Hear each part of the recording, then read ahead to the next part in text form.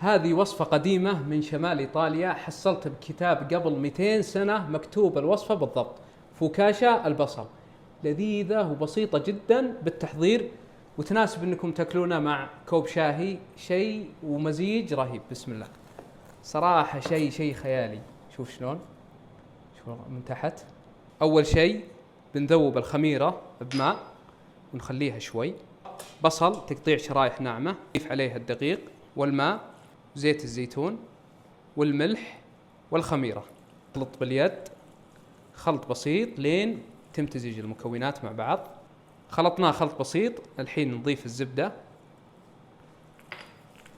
بعد ما خلطنا كل المكونات نضيف فوكاشا البصل بصينية، نفرد العجينة، بتركها تتخمر بحرارة الغرفة 45 دقيقة. بعد التخمير بنضيف زيت زيتون على الوجه ورشة ملح بسيطة.